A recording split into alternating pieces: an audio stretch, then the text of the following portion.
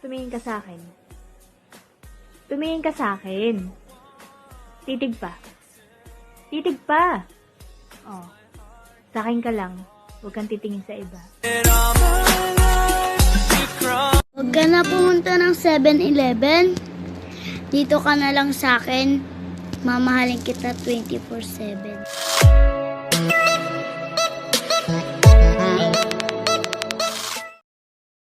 Hello guys! Welcome sa aking channel. Sa video na ito, ipapakita ko sa inyo kung paano nga ba kumita ng 178,500 pesos per month gamit ang TikTok. Okay, so hindi mo kailangang sumayaw. Hindi natin kailangang mag-lip sync, mag-edit. Di natin kailangang gumawa ng video sa TikTok. Ang galing, di ba? Ang pag-uusapan natin for today ay pwede sa lahat. Estudyante ka man, OFW, bata, matanda, single mom, employed, unemployed, or gusto mo lang talagang kumita ng extrang income online, pwede ito sa'yo. Kahit saang sulok ka pa ng mundo, nasa Pilipinas ka man o ibang bansa, pwede ito sa'yo. Una sa lahat, ang kailangan lang natin dito is internet, cellphone, o di kaya'y laptop, desktop, tablet. Siyempre, ang pinaka-importante sa lahat, yung pagiging consistent. Sobrang daming taong nagme-message, ang daming nagtatanong kung pwede bang kumita sa TikTok, pwede ba nating pagkakitaan yung TikTok, ano ba yung gagawin natin sa TikTok? Kasi napaka-trending ng TikTok ngayon. Marami sigurong magagalit sa akin kapag nakita nila yung video na ito kasi i-reveal ko sa inyo kung paano gawin yung tactic na ito. Okay guys, so nandito tayo ngayon sa youtube.com. So isi-search natin dito sa search bar, TikTok videos compilation. As you can see here, napakaraming videos na may maraming views. Yung iba 1 month pa lang, meron ng 4.5 million views.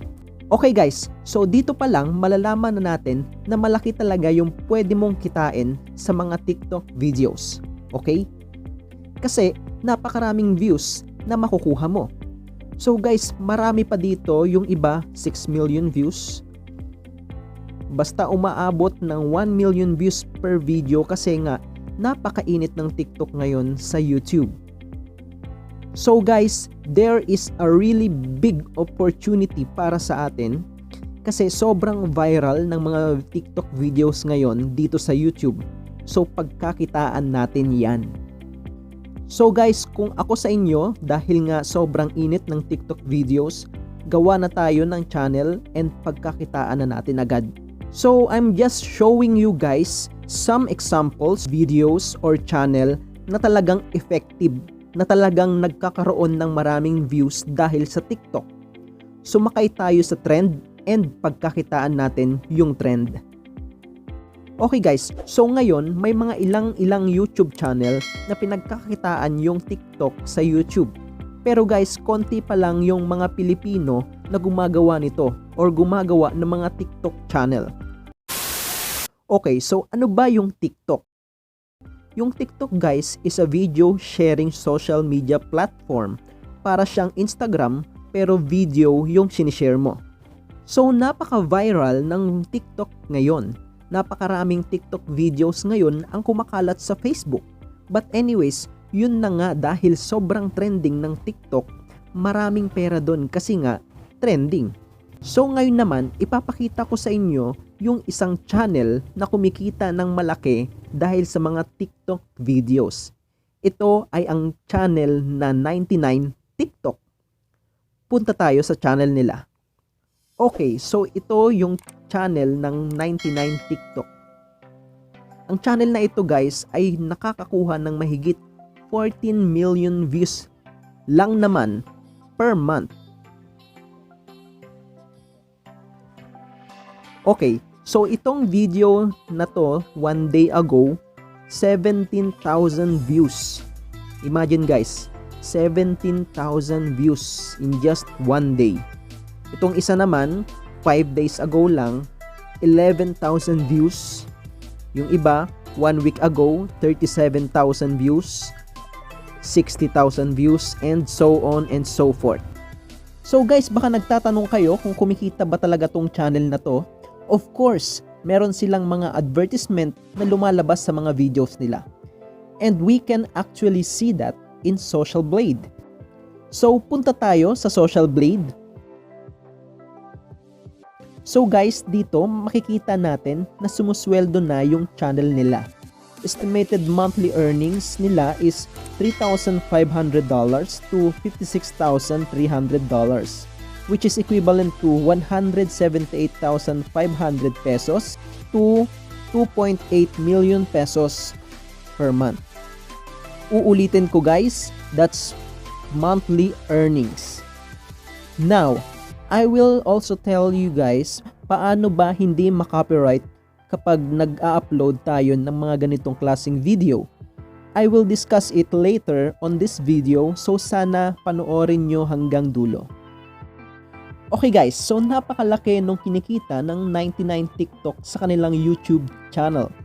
At ang mga pinagkakakitaan lang naman nila dito ay ang mga TikTok videos ng ibang tao na pwede nating gawin. So guys, actually sa Social Blade, matatrack natin doon yung daily data nung isang channel.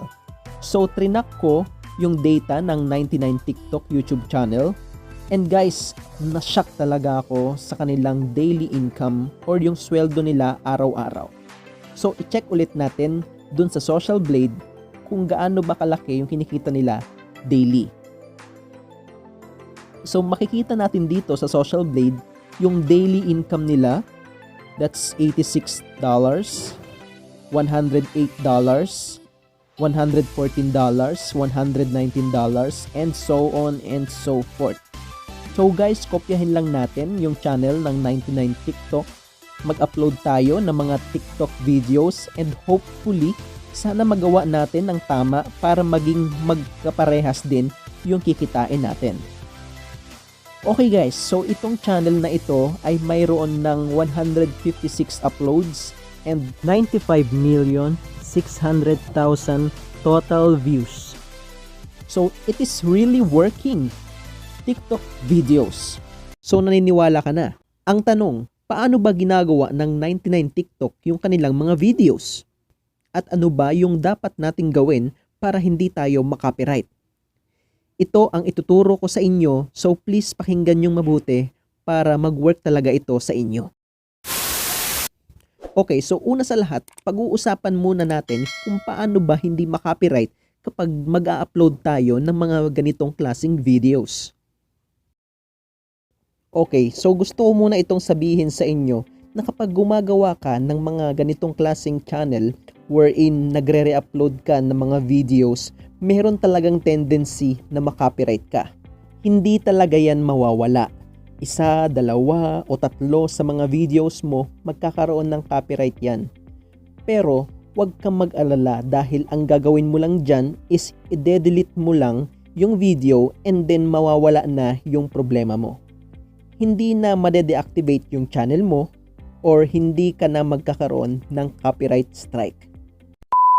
Kapag nag-email sa'yo si YouTube at sinabihan ka na yung video na ito is copyrighted, i-delete mo kaagad para hindi ka magkaproblema. So hindi talaga mawawala yung copyright kahit nga sa mga malalaking channel na sila mismo yung gumagawa ng video nila, nai-hit pa rin sila ng copyright. Well, sa atin, di naman yun magiging problema kasi nga upload lang tayo ng upload. It's very easy. At kung meron isang videos na magkaka-copyright, i-delete lang natin kaagad, then upload tayo ulit. Ganun lang. So ipapakita ko sa inyo kung paano ba tayo gagawa ng mga ganitong klaseng videos at saan ba tayo kukuha ng mga ganitong klaseng videos. Okay, so now, saan ba tayo kukuha ng mga videos? Sobrang easy lang. Sa TikTok mismo na application, we can download it or we can actually re-upload this video. Total, nag-re-upload lang din naman yung channel na ito. Di naman talaga sa kanya yung video na to. Well, i-re-upload na rin natin sa YouTube channel natin. So, ganun lang. So, kung gusto mo talagang hindi ka makopyright or maiwasan mo yung automatic copyright, lagyan mo na lang ng onting intro or outro, then i-reshuffle mo lang yung compilation. Ganun lang. And guys, it's all about the consistency na lang. But guys, this is just an advice. Kung gusto mo talagang maging influencer, huwag ka mag-focus sa mga ganitong klaseng channel. Pagkakitaan lang natin to. Hindi ito yung main channel natin. Kumbaga, extra income lang natin to. So wala tayong pake kung makopyright or madelete ito. Okay lang kasi hindi naman tayo nakafocus dito. Extra income lang. Huwag kayo magseryoso sa mga gantong channel kasi may chance talaga na mawala tong channel na to. Huwag dapat tayo magseryoso para hindi tayo masaktan kung ma-demonetize man o ma-delete yung channel natin. Yung mga ganitong channel, sabayan lang natin yung trend. Kumita hopefully ng malaking pera and that's it. And then focus tayo sa iba pa nating channel wherein tayo talaga yung gumagawa ng video. So guys, sana nakatulong ako sa inyo. I will see you on the next video. And don't forget to subscribe and click the notification bell para ma-notify kayo sa mga iba ko pang uploads na pwede nating pagkakitaan. So see you guys. God bless.